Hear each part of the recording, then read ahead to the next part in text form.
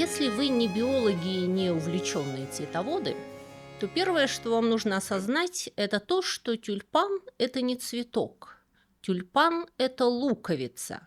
Цветок– это ее наружная реклама. Сам тюльпан живет под землей. Это геофит, земляное растение, с длинным и заковыристым жизненным циклом, большая часть которого проходит невидимая для людей. Именно луковица тюльпана является единицей растения и коммерческим продуктом, а не то, что вы покупаете в букетах, как ни странно это ни звучит. Но оценивается этот продукт, тем не менее, по цветку, что создает очень интересную бизнес-ситуацию. Потому что цветут тюльпаны вот сейчас, в апреле, несколько недель и каюк. А выкопать и пересадить луковицу можно не раньше начала лета. В момент цветения луковица находится в очень уязвимом состоянии. Она как раз израсходовала все свои запасенные питательные вещества на цветок. На самом деле происходит физическая замена луковицы. Старая умирает, и на ее месте появляется новая, окруженная несколькими детками, маленькими дочерними луковками. На образование новой луковицы и деток требуется время. И сколько образовалось деток, сколько экземпляров товара имеется в наличии, вы узнаете только спустя пару месяцев. Но о цене желательно договориться прямо сейчас. Добро пожаловать в форвардные сделки. Добро пожаловать в коммерческие риски. Очень часто говорят фьючерсы, но это не настоящий современный фьючерс. Это форвард. Вы договорились совершить товарообмен, но не сейчас, а через некоторое время. А пока что деньги остаются у вас, а товар у продавца. Покупатель и продавец оба скрещивают пальцы и надеются, что в будущем ситуация или не изменится, или изменится в их пользу.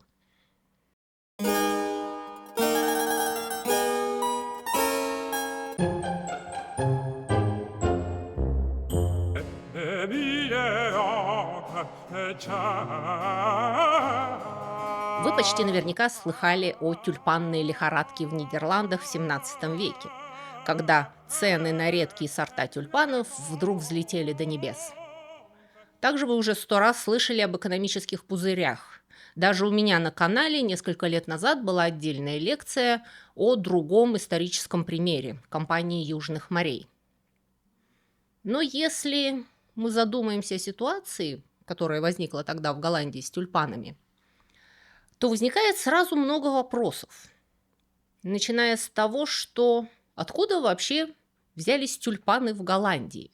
Разве тюльпаны не растут в Центральной Азии, в солнечных сухих предгорьях? Разве климат Голландии похож на Казахстан? Затем, с какой стати люди начали рисковать деньгами, ради чего? Цветочков? Ни золота, ни бриллиантов, ни недвижимости, ни акций компаний, плававших за моря. Цветов. В стране, где были доступны самые разные предметы роскоши. Почему из них всех выбран такой эфемерный? Почему тюльпаны, а не, к примеру, жемчуг? Почему не спекулировать редкими жемчужинами? Можно оправдать цену драгоценного предмета. Это инвестиция. Бриллианты навсегда и так далее. Но цветок-то увянет через несколько дней. И что дальше? На что выброшены деньги? Поэтому я вам уже объяснила, что тюльпан – это не цветок. Начнем с тюльпана.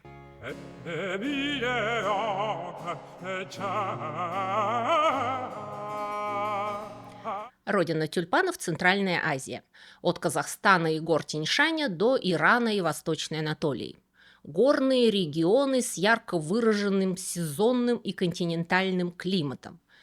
Относительно короткая весна, когда долины стремительно расцветают, сменяется жарким сухим летом. К осени все выгорает, и наступает довольно суровая и сухая зима. Снега мало, земля промерзает. Только самые крепкие приспособленные растения доживают до следующей весны. И тюльпан как раз приспособлен к такой напряженной жизни. Ранней весной, когда температура повышается, снег в горах тает и почва намокает, луковица просыпается и быстро выбрасывает листья и цветонос. Поля покрываются ковром из цветущих тюльпанов. Пора цветения очень коротка. Цветы образуют семена, потому что тюльпаны размножаются и семенами тоже, не только луковицами. Засыхают листья, напряженно превращавшие солнечный свет в питательные вещества, которые отправлялись вниз под землю. А луковица проходит обновление. Старая отмирает, и образуется новая главная луковица, окруженная своими детками, своими клонами, генетическими копиями. Из каждой детки может образоваться самостоятельное, точно такое же растение. Но не сразу. Сначала мы впадаем в спячку до следующей весны. И для поддержания этого жизненного цикла тюльпаны нуждаются всего в 3 ключевых условиях. Холодный зимний период, достаточное увлажнение ранней весной и хорошо дренированная почва, которая предотвращает загнивание луковиц во время спячки. Им, честно говоря, плевать на то, что происходит вокруг них летом. Они все равно в этот момент спят под землей. И поэтому тюльпанам удалось так успешно переселиться в места, где климат и ландшафт, на первый взгляд, совершенно не похожи на их родной. В мокрый, плоский, туманный уголок Северной Европы, где они стали национальным символом, в Голландию. В Европу тюльпаны были завезены из Османской империи, где в XVI веке они уже были в большой моде. По дипломатическим и торговым контактам из Константинополя луковицы тюльпана, они, кстати, отлично транспортируются, если хранить их в сухости и прохладе, прибыли сначала во Францию, а потом и в Голландию. Огромную роль в их популяризации сыграл некто Карлос Клузиус. Шарль де Леклюз из Артуа было его настоящее имя. Он был фламандский француз испанско-подданный. Политическая карта Европы в то время выглядела совершенно не так, как сейчас. На момент его рождения еще не было такой страны Нидерланды, не было никакой Бельгии. Испанские Габсбурги владели не только Испанией, но и всей Центральной Европой, от Франции до Польши. Так вот, Клузиус родился в 1526. Недавно открыли Америку. Из Нового Света в Старый полился поток новой экзотики. Европа ужасно увлеклась природоведением и ботаникой в особенности. Садоводство и выращивание экзотических и полезных растений стали престижным модным занятием от монархов до частников. Появились первые ботанические сады, а также первые иллюстрированные ботанические энциклопедии. И Клузиус стал одним из тех, кто коллекционировал и выращивал новые интересные растения. Будучи советником князей и человеком исключительной общительности, Клузиус стал центральной фигурой обширной европейской сети обмена экзотическими растениями. И как-то раз друг его, Ажье Гислен де Бузбек, посол в Константинополь, отправил Клузиусу луковицы тюльпанов. Бузбек назвал их тюльпанами по ошибке. Он принял слово «тюрбан» за название цветка, которым тюрбаны часто украшали. И Клузиус успешно начинает культивировать турецкий цветок тюльпан в Лейдене, где он стал префектом одного из старейших в Европе ботанических садов. Выяснилось, что турецкий цветок прекрасно может жить в Северной Европе. Зимы там достаточно прохладные, чтобы вызвать спячку луковиц, но редко бывают настолько холодными, чтобы они погибли. Голландская весна, хоть и дождливая, дает тот же функциональный эффект. Почва промокает, когда температура начинает повышаться. Луковицы просыпаются и начинают цвести. Единственное, что тюльпаны не переносят, это стоячая вода вокруг луковиц. Но Нидерланды обладают преимуществом в этом отношении. Большие площади их земель состоят из песчаных прибрежных дюн. Очень плохая почва для подавляющего большинства растений, но прекрасная для тюльпанов.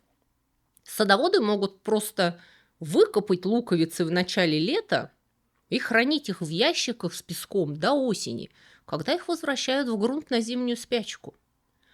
То есть тюльпаны в Нидерландах оказались Не просто не рискованной, а вполне надежной и устойчивой культурой, идеальной для садоводческих экспериментов. И немедленно нашлись желающие этими экспериментами заняться. Из почки проклюнулась Новая Голландия.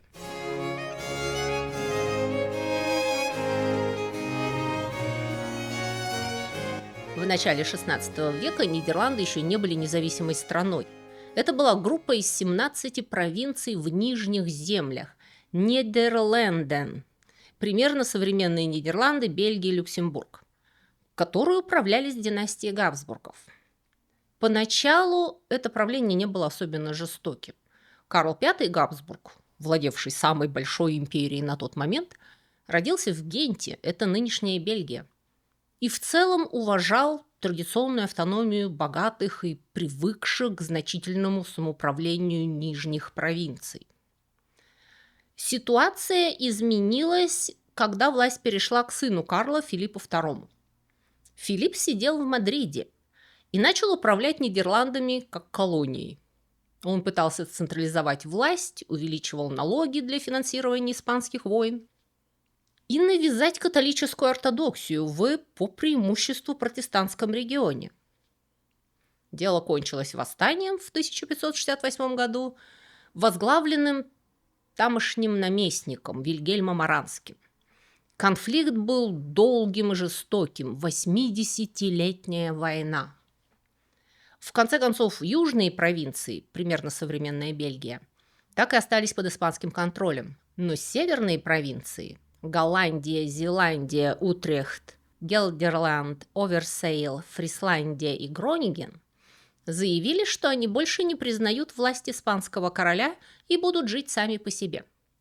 Это заявление, известное как Акт отречения 1581 года, иногда сравнивают с Американской декларацией независимости.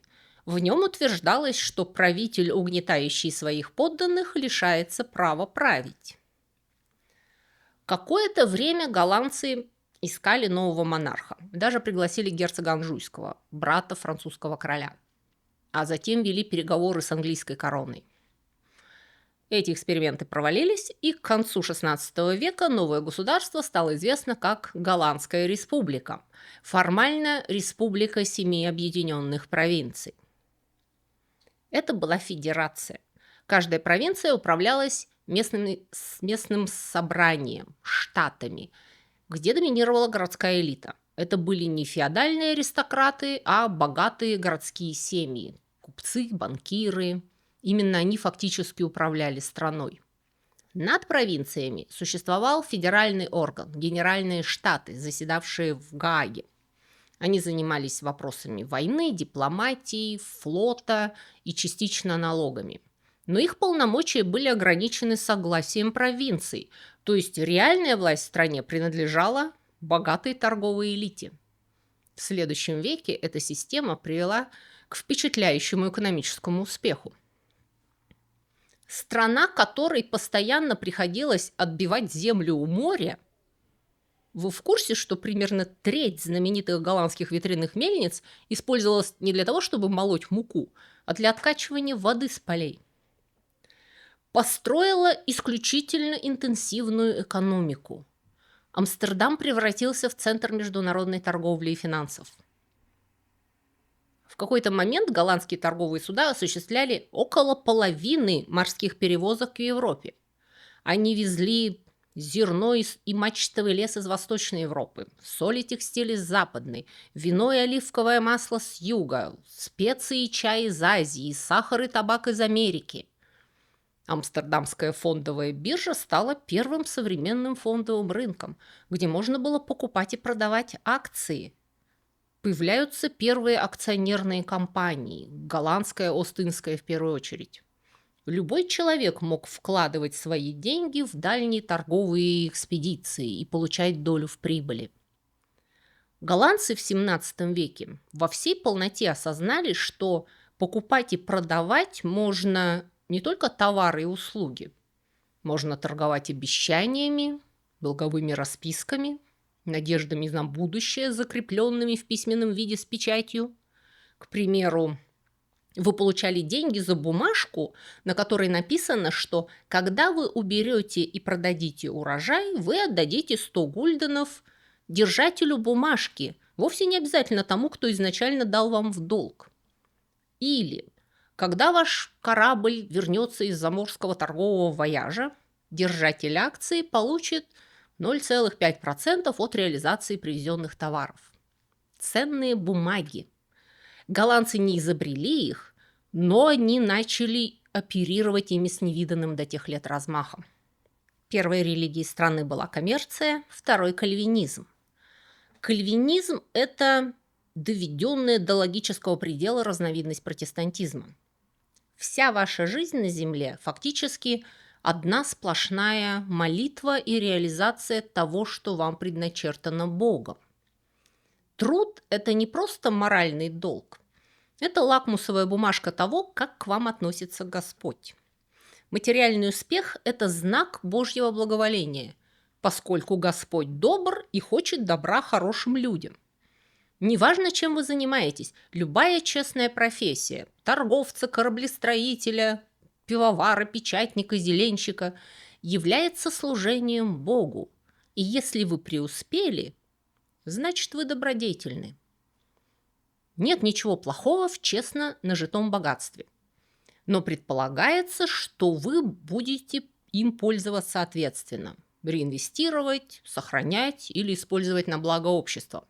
Разбазаривание богатства – это грех. Это прямое оскорбление Бога, который вас им наградил.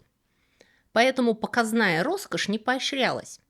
Голландская элита демонстрировала свое преуспеяние не так, как аристократия других стран. Вместо огромных дворцов с армией прислуги, умопомрачительных туалетов и демонстративной праздности успех проявлялся в комфортабельных городских домах, инвестициях в бизнес и покровительстве камерному искусству и наукам. На этом фоне садоводство стало важнейшей частью городской культуры. В то время как хвастаться роскошной одеждой и мебелировкой считалось греховно, восхищение дарами Божьими, цветами, к примеру, не казалось ни греховным, ни вульгарным. Сад в Голландии становится символом благополучия и вкуса. Мода на ботанические коллекции была чрезвычайно сильной, что поддерживалось большим авторитетом науки и образования. Горожане выращивали экзотические растения в своих садах и теплицах и обменивались редкими видами. Это было достойное и вместе с тем достаточно очевидное вложение денег. Твои деньги не томились в сейфах, а красовались у всех на виду. И вот в такой культурной обстановке в Голландии появляется тюльпан – дорогой и изысканный дар Востока. Из демонстрации допустимой интеллектуальной роскоши он внезапно превратится в предмет агрессивной спекуляции и станет темой поучительного экономического анекдота. Не жадничай и не рискуй, разоришься.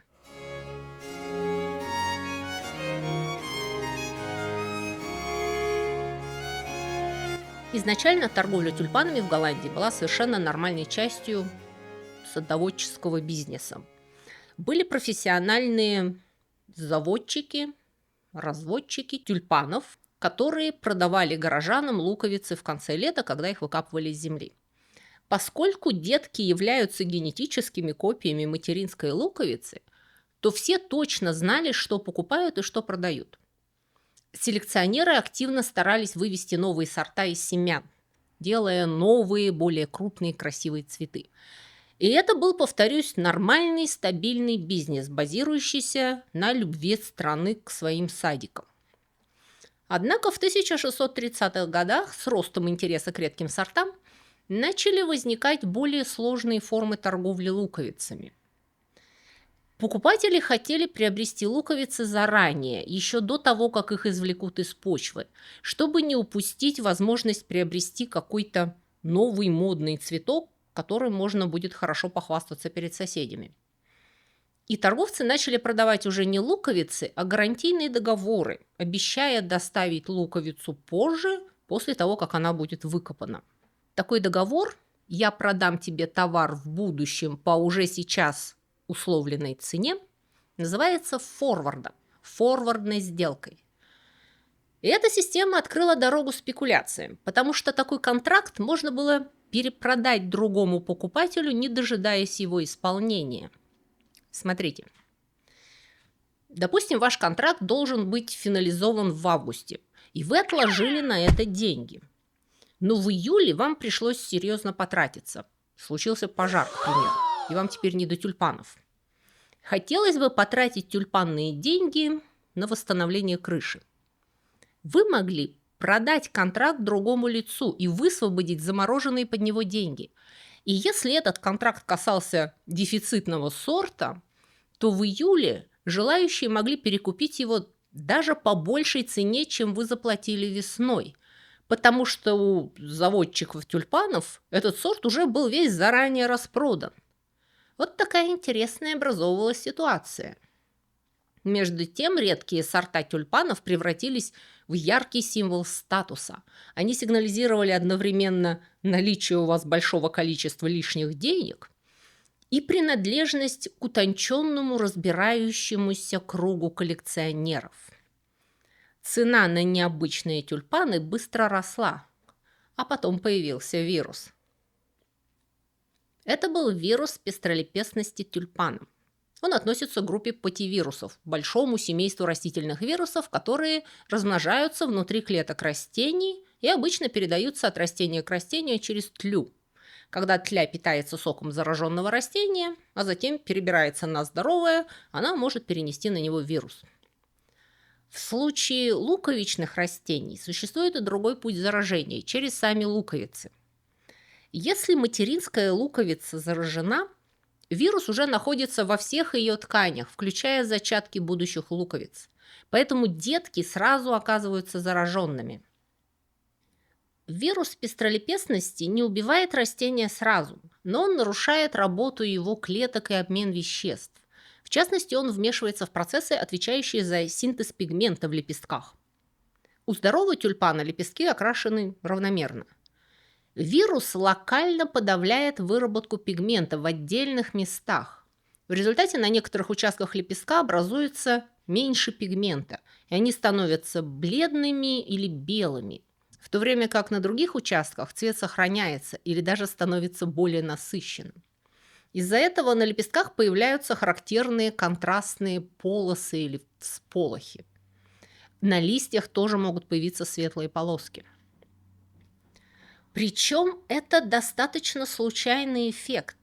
К примеру, цветы, выращенные из деток от одной и той же луковицы, могли выглядеть как похоже на нее, так и иметь меньший или больший процент всполохов на лепестках.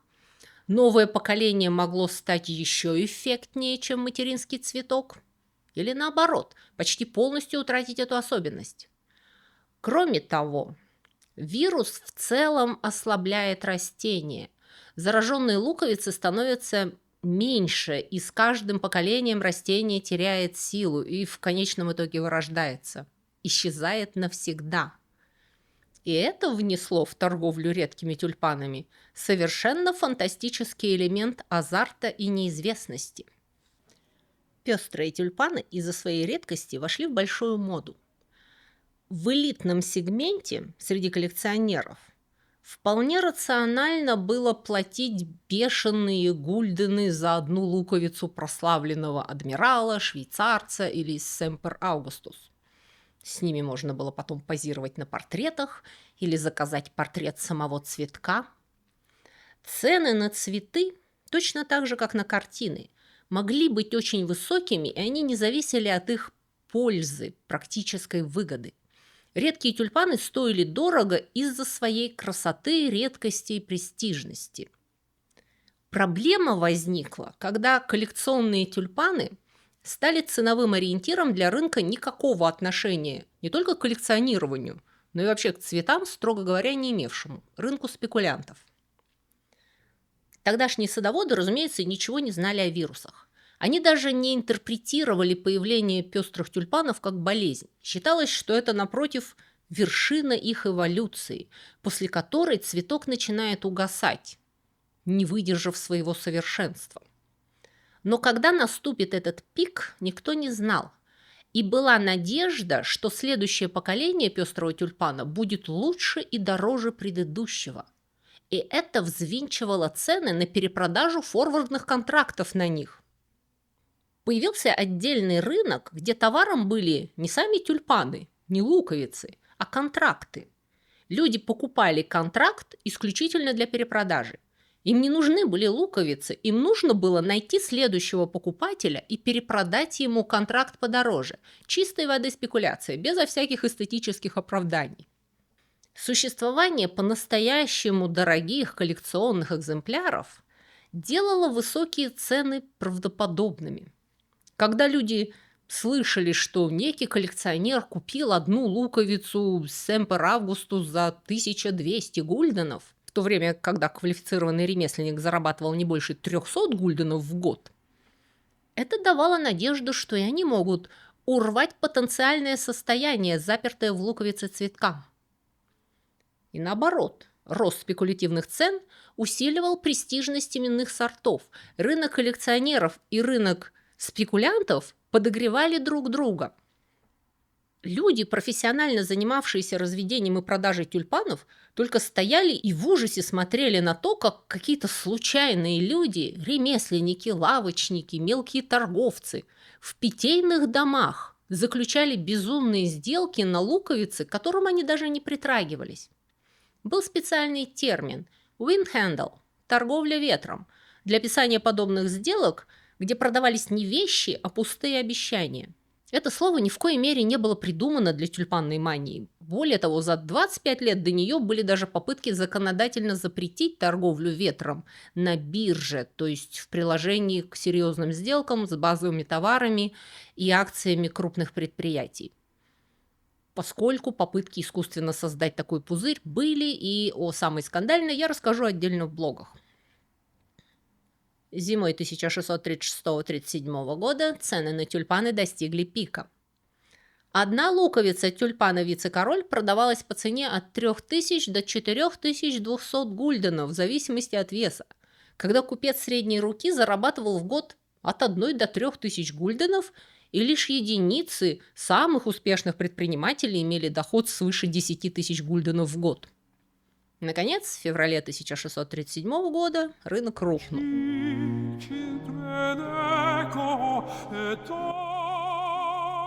На одном из аукционов в городе Харлем продавцу пришлось несколько раз снизить цены на свои луковицы, и он так и не нашел покупателя.